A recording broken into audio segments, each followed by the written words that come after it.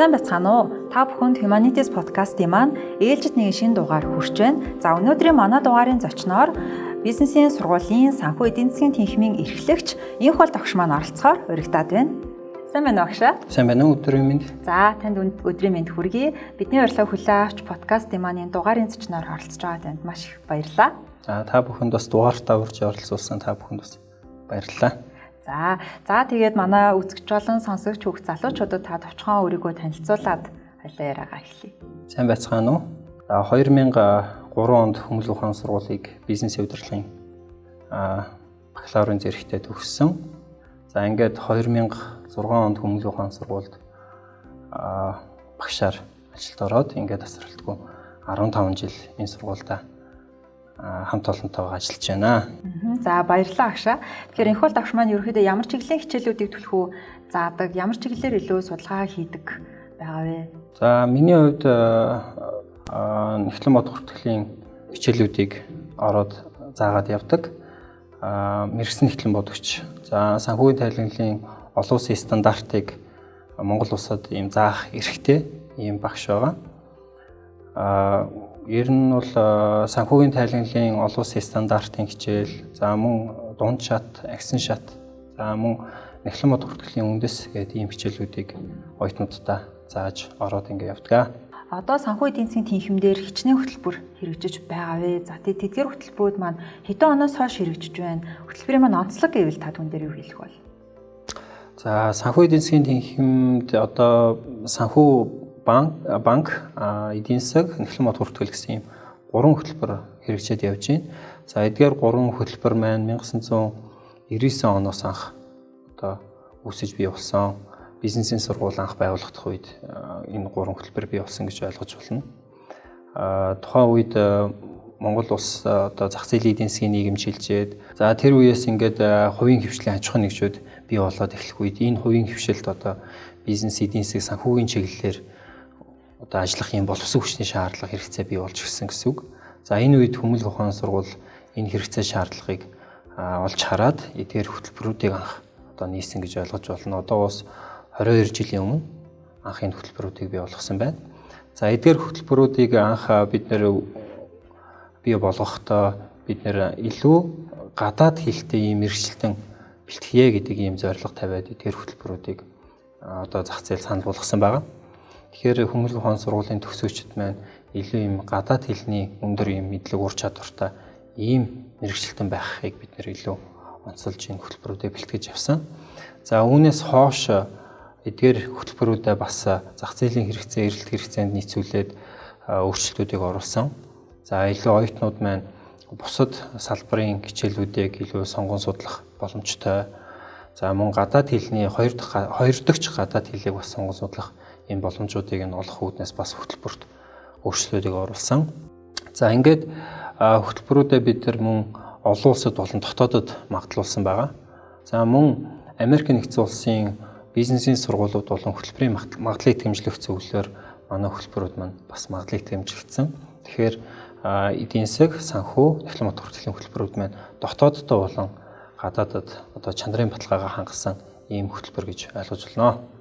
Тэгэхээр эдгээр хөтөлбөрүүд маань 1999 оноос хойш тасралтгүй өнөөдрийн хүртэл хугацаанд хэрэгжээд сургалт үйл ажиллагаа эрхлээд явж байгаа гэсэн үг байна. Тийм. За баярлалаа агшаа. Тэгэхээр одоо хөтөлбөрүүд дээрээ оюутанд олохыг зорддог одоо тий өхийг зорддог мэдлэг ур чадвар өхийг олохыг зорддог зүйл гэвэл юу байгаа бол мэдээж одоо 99 онд анх хөтөлбөр нээжсэн хэрэгцээ шаардлага оюутнуудад өхийг зорж исэн зүйлс тий өнөөдрийн түвшиндээс өхийг зорж байгаа та тийм зорж ажиллаж байгаа зорилт гэвэл бас тодорхой хэмжээнд өөрчлөгдсөн байгаа ах. Тэгэхээр энэ талаас та ярил. За магадгүй ирээдүйд бас юг зорж байгаа бол тий энэ талаас та товчхон мэдээлэл өгвөл. Яг тухайн үед бол Хүмүүст ухаан сургууль бол гадаад хэлтэй мэргэжлийн бэлтгэдэг ийм сургууль байсан. Тэгээд энэ бааз дээр үндэслээд бид нэр бас бизнесийн чиглэлийн бөгөөд гадаад хэлтэй ийм мэргэжлийн бэлтгэе гэдэг тухайн үедээ бас зорилт тавиад за хэл хүн болгонд улс одоо Монгол улсын хэл нээлттэй болсон учраас одоо бүх бизнесийн байгууллагууд гадаадтай худалдаа эрхлэх ийм шаардлага үүссэн учраас бид нэр илүү ийм гадаад хэлтэй мэргэжилтийн бэлтгэе гэдэг тал дээр илүү анхаарч тухайн үеийн хөтөлбөр дээр гадаад хэлийг, мэргэжлийн гадаад хэлийг илүү төлхөө үзүүлэх ийм чиглэлээр хөтөлбөрөө бэлтгэжсэн. За үүний дараагаар бас эдийн засаг, бизнесийн орчинд өөрчлөлт ороод тухайн үеийнхаа нөхцөл байдлуудыг үнэлж үзээд за зөвхөн гадаад хэлтэй мэргэжилтэн бэлтгэхээс гадна бас бусад чиглэлүүдэд ийм хөрвөх чадвартай мэргэжилтэн бэлтгэх шаардлага одоо зүй ёсоор үүсч байна гэж үзээд хөтөлбөртөө бас бусад чиглэлийн хичээлүүдийг, бусад чиглэлийн ур чадваруудыг тухайн мэргэжлийн ур чадвараас гадна ийм ур чадваруудыг эзэмших боломжийг нийт суралцагчтай олгох үүднээс хичээл сонголтын ийм боломжуудыг оюутнуудад нээж өгсөн байгаа.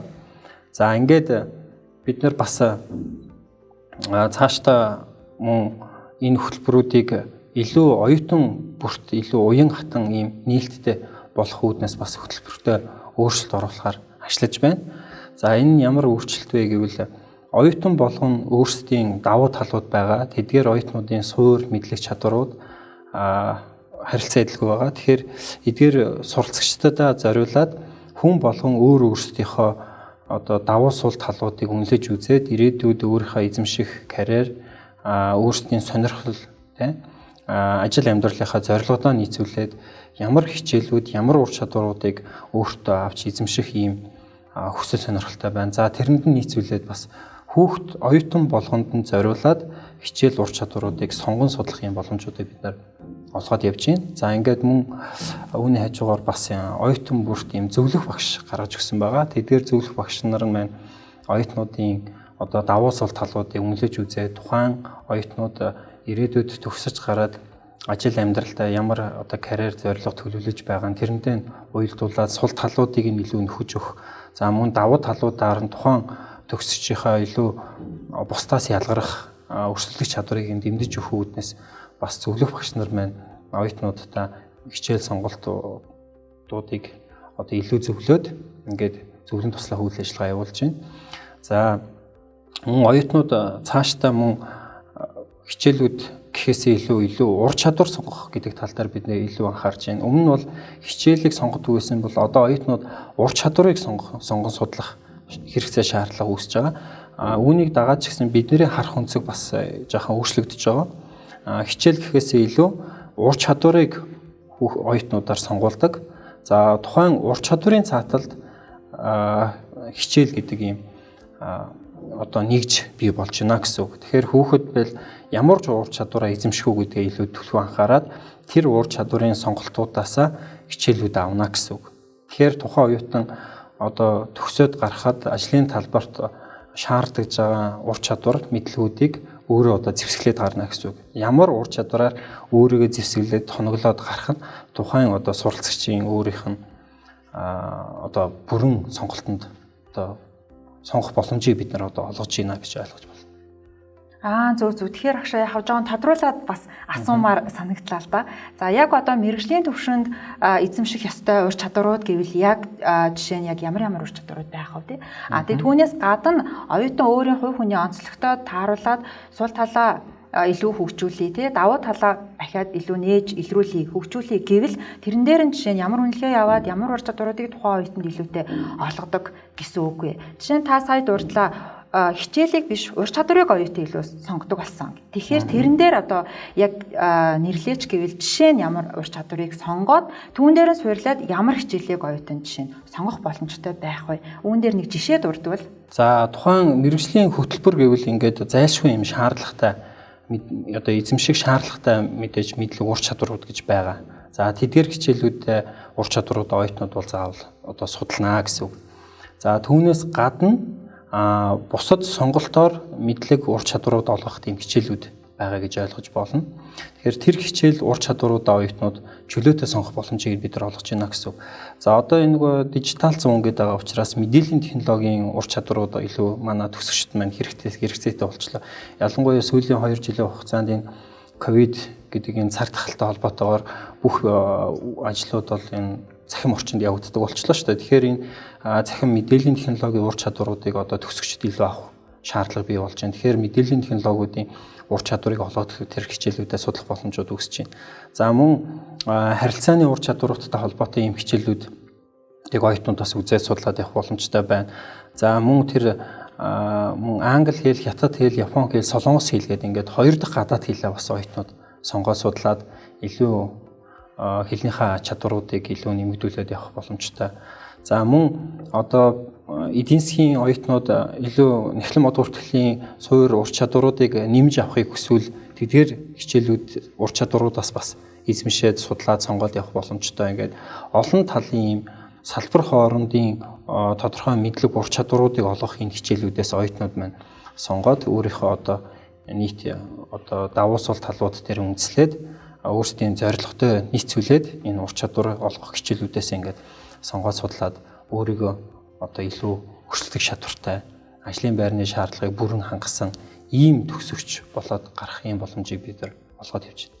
Зөв. Тэгэхээр жишээ нь одоо надад манлайлах ур чадвар дутагдaltaй байна гэж магадгүй оюутан өөр бодох юм бол манлайлах чиглэлийн одоо хичээлүүдээ сонгож судлах боломж нь бол нээлттэй байдаг байх нь байна тийм. Тэгээ мөн одоо анх хэлсэж орохдоо магадгүй өөрийнхөө давуу тал юу болох, сул тал яг юу болохыг нарийн сан ялгаж, зааглаж магадгүй оюутан өөрөө мэдгүй байвал зөвлөх багш нартайгаа хамтраад тухайн зүйл дээр одоо ур чадвар дээр онцлогоо явуулаад тэгээ давуу болон сул талуудаа тодорхойлоод түүн дээрээ тулгуурлаад бас хичээлбэрийн сонголтуудаа хийх боломж нь бол бүрэн байдсан байна гэж ойлголоо. За тийм боломжуудыг бид нэр олгоод явж байна. За цаашдаа мөн орон зай цаг хугацаанаас үл хамааран хичээлүүдээ оюутнууд бол цахимаар үзээ судлах тийм ээ. За мөн нэмэлт ийм мэдлэг чадварууд олгох хичээлүүдийг цахимаар үзээд тий хүссэн газараасаа хүссэн цагтаа ингээд үзээ судлаад өөрийнхөө мэдлэг чадваруудыг ахиулаад явах ийм боломжуудыг бид нар бас олгохоор одоо ажиллаж байна. За маш их баярлалаа агшаа. Тэгэхээр бас магадгүй бидний үзэл сонсож байгаа хүүхд залуучууд бас хэрэгтэй бас мэдээлэл өгсөн болов уу гэж бодож байна. Бас зөвхөн хүүхд залуучууд ч гэлтгүй бас хүн болгон тэрийн болгон заас яг миний давуу тал юу вэ? Сул тал юу билээ гэдэг дээр яг бүр нарийн заагтаа ялгаж салахад бас заримдаа бэрхшээлтэй үеуд бас байдаг шүү дээ. Тэгэхээр түн дээр бас илүүтэй дадлага туршлагатай ур чадвартай зөвлөх багш нарын хэмжээнд зөвлөж тухайн оюутныг чиглүүлнэ гэдэг бол бас маш том оюутнаа дэмжиж байгаас дэмжлэг болов уу гэж бас бодож байна. Баярлалаа агшаа. Тэгэхээр одоо ингээд сурч байгаа оюутнуудаа та бүхэн маань ийм зүйлсүүдийг олгохоор зорин ажиллаж байна. Тэгэхээр ерөнхийдөө оюутнуудаа 4 жил сураад ингээд төгсөх төхөөд ингээд ирэхийн үед мэдээж хөдөлмөрийн зах зээл рүү бас илүүтэй бас чиглүүлж дадлага ур чадваруудыг олох тал дээр та маань илүү бэлтэж өгдөг байх. Тэгэхээр түүн дээр яг ямар бодлого баримталж тэнхэн маань ажилдаг вэ? За мөн одоо оюутнаа практик чадварыг бүрэн дүүрэн бас онол дээр үтсэн зүйлээ амьдрал дээр практик дээр хэрэглэх төвшөнд бас дадлагжуулахын тулд ямар одоо материал бааз технологиг та хэд маань хэрэглэж ашиглаж оюутнуудаа дадлагжуулж байгаа вэ? Энэ талаас мэдээлэл өгвөл. Мэдээж оюутнууд төгсөөд ажлын байран дээр гарахад одоо зөвхөн танхимын сургалт, танхимаар олж ирсэн мэдлэг чадвараараа тулгуурлаад шууд ажлын байран дээр шууд бэлэн болох бас боломжгүй байгаа даа. Тэгэхээр бид нэр бас интерншип хөтөлбөрийг хэрэгжүүлээд явж байна. За энэ хөтөлбөрийн хүрээнд оюутнууд маань одоо тэнхимийн сургуулийн гэрээт дадлагын баазууд дээр дадлага хийх тийм ээ туршлага судлах юм боломжуудыг бас олгоод явж байна. Тэнхимээс гадна бас оюутны хөдөлмөр эрхлэлтийг дэмжих төв дээр бас энэ ажлууд хийгдээд явж байна. Оюутны хөдөлмөр эрхлэлтийг дэмжих төвөөс бас оюутнуудад тодорхой цагийн ажил хийх, мөн төгсөж гараад байнгын ажилд орох энэ боломжуудыг бас оюутны хөдөлмөр эрхлэлтийг дэмжих төвөөс олгоод явж байгаа. Тэгэхээр зөвхөн тэнхим гэхгүй бас өөр одоо нэгж энэ ажлыг гүйцэтгэж явж байна. За мөн багш нар маань бас тодорхой бизнесийн байгууллагууд дээр оюутнуудыг дадлагаар ажилуулад явдаг ийм тохиолдлууд бол бас байгаа.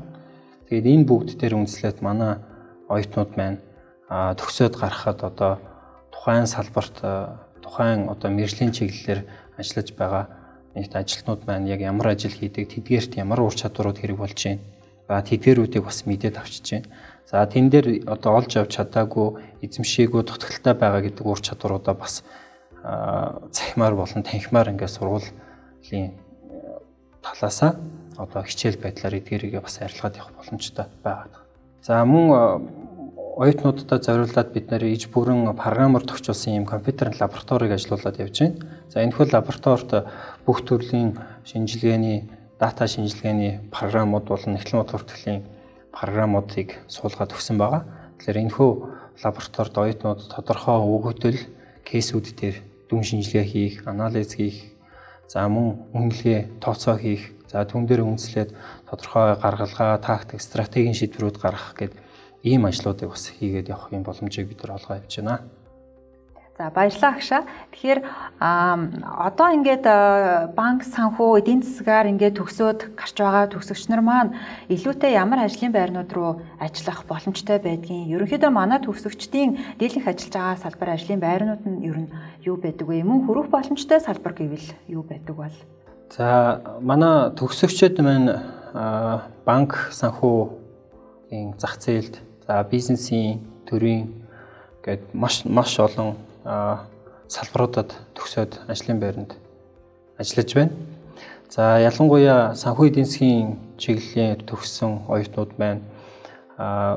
Төрөл бүрийн судалгаа, эрдэм шинжилгээний хүрээлэнгүүдэд судлаач, шинжээчээр, за санхүү банкны салбаруудад зээлийн эдийн засагч мөн одоо өгдлийн шинжээчээр ажиллаж байна.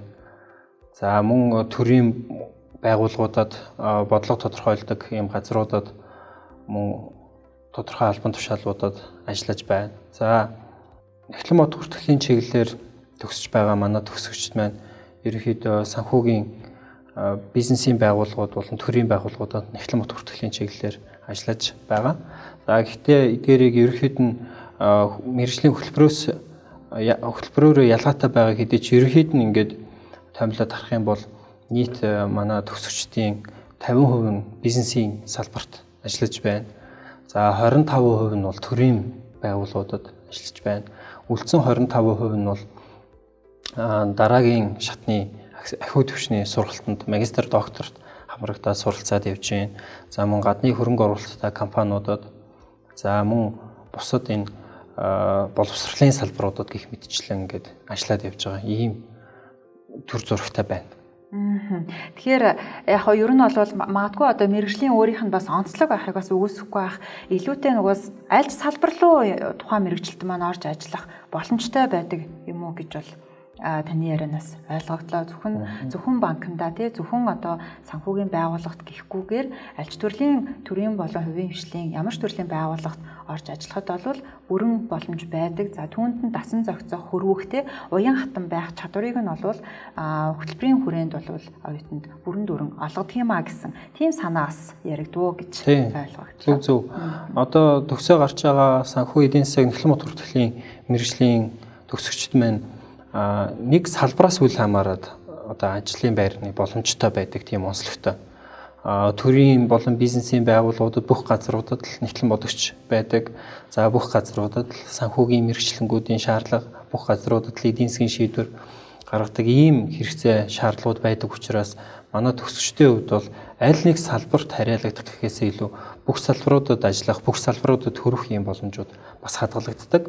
Тэгэхээр төгсөгчдийн маань зарим одоо жишээ нь эхлэн мод хүртгэлээр төгссөн төгсөгч маань төгсөж гараад эхлэн модогчоор ажилд эхлээд ордог боловч тодорхой хугацааны дараагаар тухайн байгууллага, тухайн төгсөгчийн чадварыг одоо таниад ирэхээр өөр албан тушаал руу ийм хөрвүүлэх ийм шийдвэрүүдийг гаргаа явдаг.